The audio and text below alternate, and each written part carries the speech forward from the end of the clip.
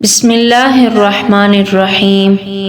ہود علیہ الصلوۃ والسلام کا تعلق عاد قبیلے سے تھا اور یہ اعرابی یعنی دیہاتی لوگ تھے اور پہاڑیوں اور ٹیلوں کی گاٹھیوں میں رہا کرتے تھے، اور یہ علاقہ یمن میں تھا جو عمان اور حضرموت کے درمیان ہے، اور اس کو شہر کا نام دیا جاتا ہے، اور اس قبیلے کی وادی مغیث نام سے تھی، اور اکثر یہ لوگ ایسے خیموں میں رہتے تھے جو مضبوط اور بھاری ستونوں پر قائم ہوتے تھے۔ ہود علیہ الصلوۃ والسلام کس زبان کے تھے؟ تو اس بارے میں حضور صلی اللہ علیہ وسلم فرماتے ہیں کہ انبیاء میں سے 4 انبیاء عربی ہیں: ہود علیہ الصلوۃ والسلام، صالح علیہ الصلوۃ والسلام، شعیب علیہ الصلوۃ والسلام، اور 13 نبی یعنی محمد صلی اللہ علیہ وسلم۔ اور کہا جاتا ہے کہ حضرت ہود علیہ الصلوۃ والسلام پہلے انسان ہیں جنہوں نے عربی زبان میں گفتگو فرمائی، اور دوسرا قول ہے کہ حضرت آدم علیہ الصلوۃ والسلام نے پہلے عربی زبان میں بولا۔ حضرت اسماعیل علیہ الصلوۃ والسلام سے پہلے جو عرب لوگ تھے ان کو العرب العاربہ یعنی خالص عرب کہا جاتا تھا، اور یہ بہت سے قبائل تھے: عاد، سمود، جرہم، تسم وغیرہ۔ یہ قبائل خالص عرب تھے اور عربی زبان ان کی اپنی زبان تھی، اور ان کے علاوہ وہ عرب جو عربوں میں داخل ہو کر عرب بنے وہ حضرت اسماعیل علیہ الصلوۃ والسلام کی اولاد کے عرب لوگ تھے، اور حضرت اسماعیل بن ابراہیم علیہ الصلوۃ والسلام جو فصیح عربی والا تھا، انہوں نے اس عربی زبان کو قوم جرہم سے حاصل کیا تھا، اور قوم جرہم حضرت اسماعیل علیہ السلام اور ان کی والدہ جب مکے کے بیابان علاقے میں چھوڑ دیے گئے تھے تب وہاں کر بسی تھی۔ تاہم اگرچہ حضرت اسماعیل علیہ الصلوۃ والسلام نے عربی کو قوم جرہم سے حاصل کیا تھا، لیکن اس کے باوجود بھی اللہ نے حضرت اسماعیل علیہ الصلوۃ والسلام کو عربی میں بہت ہی فصاحت و بلاغت اور عمدہ بیان سے نوازا تھا، اور اسی طرح حضور نبی کریم صلی اللہ علیہ وسلم بھی عربی زبان بہت شیرین اور فصیح و بلیغ بولتے تھے۔ حضرت ہود علیہ الصلوۃ والسلام عربی تھے، اور ان کی قوم عاد طوفان نوح کے بعد سب سے پہلے بتوں کے پجاری بنے، اور ان کے معبودان باطلہ 3 تھے: صدا، سمودا اور وہرا۔ پھر اللہ عز و جل نے ان میں انہیں کے بھائی حضرت ہود علیہ الصلوۃ والسلام کو بھیجا۔ آپ نے اپنی قوم کو خدائے وحدہ لا شریک لہ کی طرف بلایا۔ قوم ہود حضرت نوح علیہ الصلوۃ والسلام کے طوفان کے بعد پہلی قوم ہے جو بت پرستی میں مبتلا ہوئی۔ قرآن میں بھی ہیں، حضرت ہود علیہ الصلوۃ والسلام اپنی قوم کو خطاب کرتے ہوئے فرماتے ہیں: اور یاد تو کرو جب اس نے تم کو قوم نوح کے بعد سردار بنایا اور تم کو بہت پھیلاؤ اور کشادگی میں مرحمت فرمائی، بس خدا کی نعمتوں کو یاد کرو تاکہ تم نجات پالو۔ یہ قوم عاد سرکش، متکبر کافروں کی قوم تھی جو بتوں کی پرستش میں ہر درم اور حد سے گزرے ہوئے تھے۔ پھر اللہ نے ان کی طرف انہی میں سے ایک آدمی کو بھیجا جس نے ان کو اللہ کی طرف بلایا اور ان کو توحید و اخلاص الہی کی دعوت دی، لیکن قوم عاد نے ان کی مخالفت کی، جھٹلایا اور عیب لگائے، تو پھر اللہ نے بھی جو زبردست ہے، قدرت والا ہے، زبردست پکڑی۔ ہود علیہ الصلوۃ والسلام کی قوم نے حضرت ہود علیہ الصلوۃ والسلام کو جواب دیا، کہنے لگے: اے ہود، تو ہمارے پاس کوئی واضح دلیل نہیں لایا، اور ہم تیری بات پر اپنے معبودوں کو چھوڑنے والے نہیں، اور نہ ہم تجھ پر ایمان لانے والے ہیں۔ ہم تو بس یہی کہتے ہیں کہ ہمارے بعض معبودوں نے تیرے ساتھ برائی کا ارادہ کر لیا ہے، یعنی تو ہمارے لیے کوئی خلاف عادت، عجیب اور انہونی چیز نہیں لایا جو آپ کی سچائی کی گواہی بن سکے، لہٰذا ہم ایسے آدمی نہیں ہیں کہ محض تیری بات پر اپنی معبودوں کو چھوڑ بیٹھے، اور جبکہ تو نے اپنی بات پر کوئی دلیل بھی قائم نہیں کی اور کسی برہان سے بھی اس کو مضبوط نہیں کیا، بس ہم تو تجھ کو تیرے خیال میں مجنون سمجھتے ہیں، اور اس کی وجہ بھی ہمیں یہ لگتی ہے کہ ہمارے بعض معبود تجھ پر غصہ ہو گئے، جس سے تیرے عقل اڑ گئی اور جنون تجھ کو لاحق ہو گیا ہے۔ تو پھر حضرت ہود علیہ الصلوۃ والسلام نے ان کو جواب دیا کہ میں اللہ کو گواہ بناتا ہوں اور تم کو بھی گواہ ہو جاؤ کہ میں تمہارے ان معبودوں سے بری ہوں جن کو تم نے اللہ کے سوا شریک بنا رکھا ہے۔ پھر تم سب میرے خلاف ہر طرح کی مکر کر لو، پھر مجھے مہلت بھی نہ دو۔ حضرت ہود علیہ الصلوۃ والسلام کا یہ چیلنج دینا اور دوسروں کو عاجز کر دینا ہی ان کی دلیل و معجزہ تھا کہ وہ اللہ کے بندے اور اس کے رسول ہیں، اور وہ خود جہالت و گمراہی کی وجہ سے غیر اللہ کی پرستش اور پوجا پاٹ میں منہمک تھے، اور پھر وہ قوم جو حضرت ہود علیہ الصلوۃ والسلام کا کچھ نہ بگاڑ سکے بلکہ بال تک بیگا نہ کر سکی، تو یہی حضرت ہود علیہ الصلوۃ والسلام کی سچا ہونے کی دلیل اور برہان تھی۔ ان کی قوم کی سردار جو کافر تھے اور آخرت کے آنے کو جھوٹ سمجھتے تھے اور دنیاوی زندگی میں ہم نے آسودگی دے رکھی تھی، کہنے لگے: یہ تو تم ہی جیسا آدمی ہے، جس قسم کا کانا تم کھاتے ہو اسی طرح کا یہ بھی کھاتا ہے، اور جو تم پیتے ہو اسی قسم کا یہ بھی پیتا ہے، اور اگر تم نے اپنے ہی جیسے کا کہنا مان لیا تو گاٹے والے ہو جاؤ گے۔ کیا یہ تم سے کہتا ہے کہ جب تم مر جاؤ گے اور مٹی ہو جاؤ گے اور ہڈیوں کے سوا کچھ نہیں رہے گا تو تم زمین سے نکالے جاؤ گے؟ تو انہوں نے اس بات کو بعید از خیال و حقیقت سمجھا کہ ایک انسان رسول کیسے بن سکتا ہے، اور یہ شبہ و اعتراض اکثر نئے اور پرانے جاہل لوگ کرتے آئے ہیں۔ جیسے قرآن فرماتا ہے، کیا لوگوں کو اس بات میں تعجب ہے کہ ہم نے انہی میں سے ایک آدمی کی طرف وحی بھیجی کہ اے پیغمبر تو لوگوں کو ڈرا۔ تو اسی طرح ہود علیہ السلام نے بھی ان کو فرمایا، کیا تم کو تعجب ہوا اس بات پر کہ تمہاری پروردگار کی طرف سے تمہاری طرف ایک آدمی پر ذکر وحی آ گئی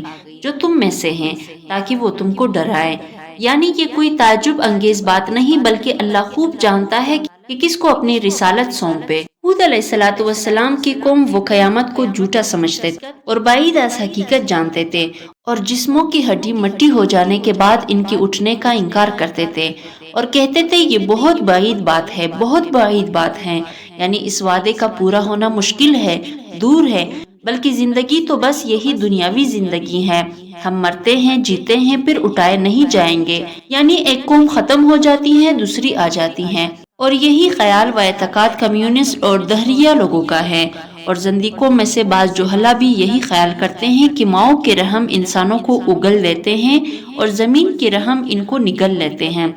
اور بس اس کے علاوہ کچھ نہیں۔ اور فرقہ دوریہ اور آج کل کے ہندو لوگوں کا یہ اعتقاد ہے کہ روحیں جب چلی جاتی ہیں تو پھر اسی جہان دنیا میں 36,000 سال بعد واپس آ جاتی ہیں۔ اور قوم عاد نے اپنی کفریہ باتوں میں سے یہ بھی حضرت ہود علیہ السلام کو کہا کہ تو ہمارے پاس آیا ہے تاکہ ہم ایک اللہ کی عبادت کریں اور ان کو چھوڑ دے جن کی عبادت ہمارے آبا و اجداد کرتے آئے ہیں،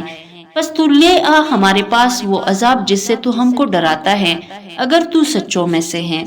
ابن اسحاق بن یسار نے نقل فرمائی ہے کہ جب قوم ہود نے ہر بات کا انکار کر دیا سوائے کفر باللہ کی، تو باران رحمت کو ان پر 3 سال تک روک دیا گیا اور وہ بڑی مشقت میں مبتلا ہو گئے۔ اور اس زمانے میں ان کافر لوگوں کا بھی اگر کوئی مصیبت آن پڑتی تھی تو وہ بھی اللہ ہی سے اس مصیبت سے رہائی کی دعا کرتے تھے اور اس کے حرمت والے گھر یعنی بیت اللہ پر جا کر آہ وزاری کرتے،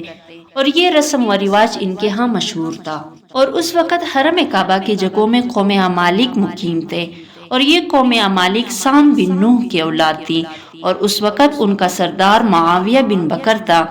اور معاویہ کی والدہ قوم عاد سے تھی جس کا نام جلبزہ بنت خیبری تھا۔ قوم عاد نے بھی اس معروف طریقے کے مطابق تقریباً 70 آدمیوں کا وفد بیت اللہ کی طرف بھیجا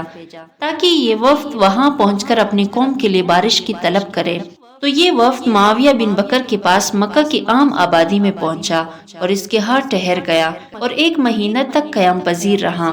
وہاں شراب نوشی اور ہر طرح کی عیش و عیاشی چلتی، یہاں تک کہ معاویہ بن بکر کی 2 رقاصہ لونڈیاں تھی، وہ ان کو برہنہ ہو کر رقص دکھلاتی، اور اس طرح عیش و عشرت میں 1 مہینہ پورا کر دیا۔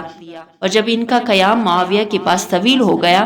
تو معاویہ کو ان کی واپسی کی فکر لاحق ہوئی، لیکن ان کی قوم پر رحم آ گیا اور ان کو لوٹنے کا کہنے سے شرم و حیا کی۔ آخر اس نے کچھ ان کے متعلق شعر بنائے جس میں اشارتاً ان کو لوٹنے کا کہا گیا تھا۔ وہ شعر اس نے باندیوں کو دیے کہ ان کو اپنے گانے میں سنائیں۔ پھر قوم والے یہ اشعار سن کر متنبہ ہوئے کہ ہم یہاں کس مقصد کے لیے آئے ہیں، اور پھر حرم کی طرف کھڑے ہوئے اور اپنے قوم کے لیے دعا کی، اور ان کا بڑا دعا کرانے والا وکیل بن عنبر تھا۔ تو اللہ نے ان پر 3 رنگوں کے بادل بھیج دیے، سفید، سرخ، سیاہ۔ پھر آسمان سے کسی غیبی منادی نے ندا دی کہ اپنے لیے یا اپنی قوم کے لیے ان بادلوں میں سے کوئی ایک منتخب کر لو۔ تو قیل نے کہا میں سیاہ بادل پسند کرتا ہوں کیونکہ وہ خوب بارش والا بادل ہے۔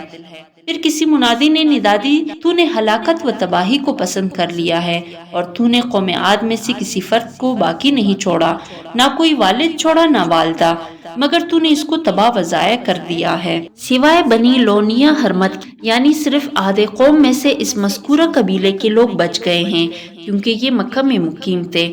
تو جو عذاب ان کی قوم کو پہنچا اس عذاب سے بچ گئے۔ اور راوی فرماتے ہیں کہ جو اس بچی ہوئی قوم کے افراد تھے انہی کی نسل سے عاد اخرى یعنی دوسری عاد ہے۔ تو ادھر اللہ نے سیاہ بادلوں کو قوم عاد کی طرف ہانک دیا جو سیاہ بادل ان کے نمائندے قیل بن عمبر نے منتخب کیے تھے، جبکہ ان میں ہولناک عذاب تھا، یہاں تک کہ بادل قوم عاد کی مغیث نامی بستی میں پہنچ گئے۔ وہاں لوگوں نے بادلوں کو دیکھ کر خوشیاں منانا شروع کر دی اور کہنے لگے یہ بادل ہم پر برسات کریں گے۔ تو اللہ نے فرمایا نہیں، بلکہ یہ تو وہ عذاب ہے جس کی تم نے جلدی لگا رکھی تھی، اس میں ایسے آندھی ہیں جو اپنے رب کے حکم سے ہر چیز کو تباہ کر دے گی۔ لیکن ان افواہوں کے اندر ایک عورت نے صحیح بات کو سب سے پہلے سمجھ لیا اور پہچان گئی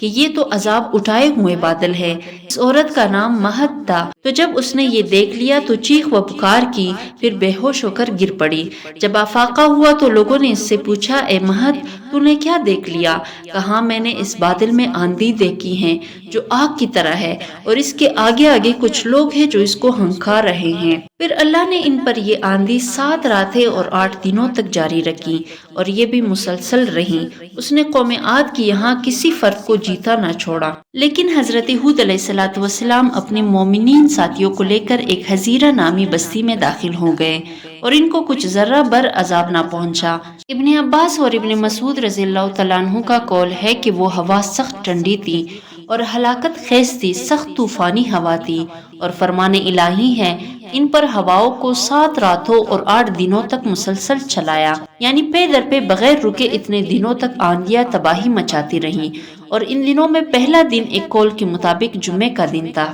آگے فرمان الہی ہے بس ان بستیوں میں تو قوم کو پچھاڑا ہوا ایسے دیکھے گا گویا کھجور کے درختوں کے کوکلے تنے ہیں، تو یہاں ان کی لاشوں کو کھجور کی کوکلے تنوں کے ساتھ مشابہت دی، ایسے تنے جن کے سر نہیں ہوتے، اس لیے کہ قوم عاد میں کسی پر بھی آندھی آتی تو اس کو اٹھا کر پہلے فضا میں بلند کرتی، پھر اوندے منہ پٹخ دیتی، جس سے لاشیں بلا سر کے رہ جاتی۔ ابن عمر رضی اللہ تعالیٰ عنہ سے مروی ہے کہ رسول اکرم صلی اللہ علیہ وسلم نے فرمایا کہ وہ آندھی جس کے ذریعے قوم عاد ہلاک کی گئی، اللہ نے ان پر انگوٹھی جتنی جگہ کی مثل ہوا کھولی تھی، بس وہ ہوا پہلے دیہاتوں میں گئی، وہاں کے لوگوں اور مویشیوں اور مالوں کو اٹھایا اور آسمان و زمین کے درمیان لے گئی۔ قوم عاد کے شہریوں نے یہ منظر دیکھا تو کہنے لگے یہ تو بادل ہے جو ہم پر برسات کرے گا، پھر آندھی نے ان دیہات والوں کو شہر والوں پر پٹخ دیا۔ صحیح مسلم میں ہے کہ حضرت عائشہ رضی اللہ تعالیٰ عنہا سے مروی ہے کہ جب ہوا تیز چلتی تو رسول اکرم صلی اللہ علیہ وسلم یہ دعا مانگتے، اللہ میں تجھ سے اس کے خیر کا طلبگار ہوں، اور جو اس میں ہے اس کے خیر کا، اور جو تو نے اس میں شر رکھا ہے تو اس سے اور اس کے شر سے میں آپ کی پناہ مانگتا ہوں۔ حضرت عائشہ رضی اللہ تعالیٰ عنہا سے مروی ہیں، فرماتی ہیں کہ میں نے رسول اکرم صلی اللہ علیہ وسلم کو کبھی اس طرح ہنستے ہوئے نہیں دیکھا کہ آپ کی دہن مبارک کا آخری حصہ نظر آنے لگ جائے۔ آپ صرف تبسم فرمایا کرتے تھے، اور جب کبھی بادل دیکھ لیتے یا آندھی دیکھ لیتے تو اس کا اثر آپ کے چہرے میں بخوبی ظاہر ہو جاتا تھا۔ میں نے خدمت میں عرض کیا یا رسول اللہ، لوگ جب بادل دیکھتے ہیں تو خوش ہوتے ہیں اس آس پر کہ بارش ہوگی، جبکہ میں آپ کو دیکھتی ہوں کہ جب آپ ابر دیکھ لیتے ہیں تو اس کی خوف و غم کی کیفیت آپ کے چہرے اقدس میں ظاہر ہو جاتی ہیں۔ تو فرمایا اے عائشہ، مجھے اطمینان نہیں کہ اس میں کہیں عذاب ہو، اس لیے کہ قوم نوح بھی آندھی سے ہلاک ہوئی، اور اس قوم نے جب عذاب کو دیکھا تو وہ بھی یہ کہنے لگے تھے کہ یہ بادل ہم پر بارش کریں گے۔